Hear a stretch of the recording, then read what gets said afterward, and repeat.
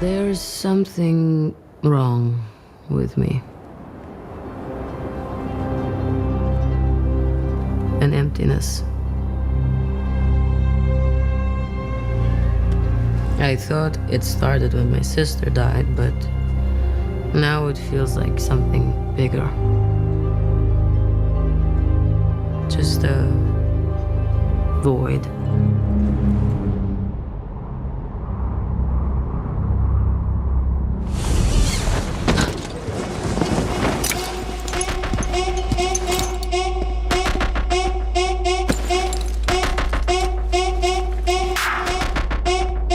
Boo. Yelena feels that there is something missing that she just can't pinpoint as she goes through her mundane routine as a covert shadow operative looking for purpose in her life. If this sounds like the synopsis for the latest A24 film, well, you would be wrong. This is Thunderbolts, the recent installment in the MCU. Yeah. All right, Brad. So, yeah, we've been waiting for this one for a while now. You know, like we've been talking about post-Endgame, the MCU has been a little bit hit or miss. I'm so exhausted of this conversation already. I know, but let's eliminate and forget about all that. We were looking forward to Thunderbolts. Let's just talk about the movie we saw. Yeah, the first kind of real team-up movie from characters that have lived in the MCU in previous installments. We finally kind of get a team-up movie. Yeah. So we were kind of looking forward to that, looking forward to that kind of like premise. It's been a while. It has been a while. What are your thoughts going into? Great chemistry between all the characters and all the actors. Yeah. I do like a hodgepodge group of people that really shouldn't be working together but somehow have to. Yeah. I think the general premise of this film is refreshing. There isn't like the big blue beam of light in the sky that we have to battle. This is really about who these characters are as people and their problems and their flaws and how do they address them. And in between all of that, there's some action. And you know what?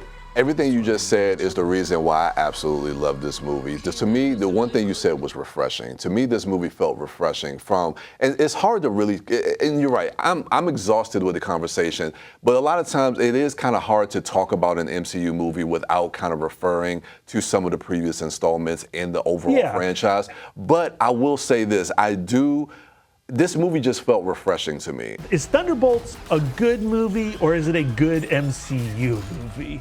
Like, if this film was completely divorced of the MCU, would I enjoy it at all? And I'm not sure, honestly. Really? I think it's good, and I think it is a refreshing entry within the MCU. Yeah. But I also feel like there's not much going on in this film. There's like 3 sets. And, you know, the antagonist, I think, is a clever twist on a Marvel superhero antagonist.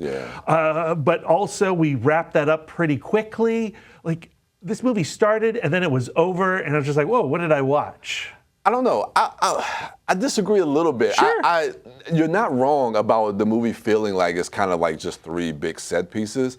But honestly, for me, that's what I loved about it. I mean, I love when we have that first segment in the vault where they kind of all meet and they're kind of going at each other, and then they realize, you know, what's happening and that they all have to try to work together. And I did notice while I was watching that scene was going on for like literally a long time. Most of the first act. Yeah. But I like that. I like the fact that we get to spend time with this character. I love how we kind of focus on Yelena's character and everything that she's going through. Florence Pugh and Yelena are the highlight of the movie, and like her depression that she is battling, you know, in the wake of her sister's death, and maybe in the wake of her entire existence, growing up through the Red Room, and all the awfulness that comes with that. That is compelling, and I like how they pair her with Bob and what Bob has gone through in his journey to be in this movie. I think they work well together. I think, you know, Wyatt Russell as John Walker is compelling. He doesn't have a lot of screen time. He doesn't have a lot of backstory. You have to watch Falcon and Winter Soldier to understand that.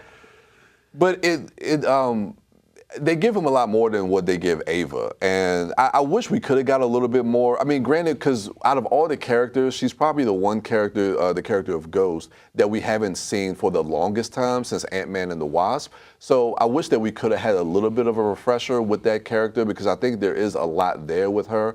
But you're right, I do like what they did with John Walker. I like how Red Guardian kind of comes in and the way Bucky comes in. We don't deal with some of their kind of backstory too much. Yeah, I think David Harbour's doing a lot of heavy lifting with Red Guardian, and whether you like his performance or not, I think is based on like your interpretation of comedy.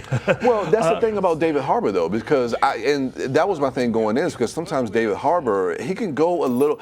I think he was smart in the not going too far with the comedy, because that's the one thing that scares me about Red Guardian from Black Widow, is that sometimes he can go a little too far with the comedy, but I think he really straddles that line to I think really the script helps him in bringing him into some strong emotional beats. Yeah, especially with Yelena. And you know, David Harbour and Florence Pugh work well together. They do. I think Sebastian Stan as Bucky has almost nothing to do in this movie. Yeah. And I found that to be frustrating. Yeah. You know, they make him a congressman in this movie. They revealed it in the last Captain America. I have no idea why that story choice exists. Yeah. It makes no sense, one, that he would be elected into a political position like that.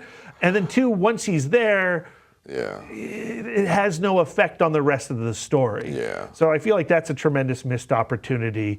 And, you know, that scene in the beginning when they're all in that vault trying to survive and not kill each other detracts, I think, a lot from Bob's story and his back. Yeah, because like we learn what Bob went through, and then suddenly Bob's in the Sentry suit, and then suddenly he's the Void, and there's nothing in I think we do get time with Bob even after we get out of the vault. You get one scene in the bed, right? Yeah. And then you get a scene in a suit.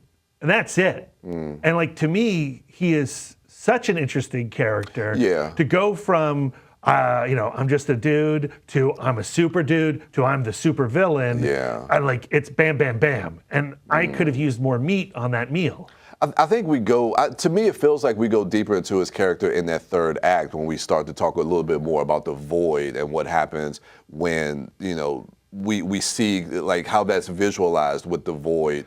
I love it. And where he goes. I think that really kind of makes his character and fleshes his character out a little bit more, which is what I liked about it. Oh, yeah, I think you get a little bit. I think you get morsels in all three of those sequences, and I wanted more than morsels personally. Yeah. And that Void sequence, that should have been like the true third act. I mean, it should have been a lot longer, and I would have liked to have seen everyone's experience within the Void. Yeah, I think that, you know, with the economy of time, I kind of get how they shortened it, but you're right. I would have loved to have seen every character explored when we kind of go into that Void. But what's your rating for this one? To me, it is refreshing. Yeah. I love these actors. Yeah. They do well with the characters. They do well with what the script they've been given. I think it is a positive. I think we're on the upswing of the MCU. I'm going to give it a B+. We like something, we give it a B+. We don't like something, we give it a B-. I definitely liked it, but it's still not back to where Marvel was. I don't know if I agree with that point, but that remains to be seen. So I guess I do kind of agree with you. But as far as Thunderbolts, if we're looking at this as just a singular thing, to me, this is top tier Marvel, in my opinion. I think this is. It's the Thor: The Dark World of the modern era. No. Let's not go there. But no, for me, this is top tier with everything that it's speaking to and just how I connect. So it's as good as Guardians of the Galaxy Volume 3. Yeah. I think so. Not as good. I still think that whole trilogy is better, but it's up there for me. So yeah, this is a high B+. But it remains to be seen. Doomsday, Secret Wars, but I like where we're kind of heading, and it feels like they're starting to get their footing back. You excited about Fantastic Four? Yeah. Still working on that excitement, but it's getting there. It's getting there. If you liked what you just saw, then check us out on YouTube at PGC TV Online, and we'll see you at the movies.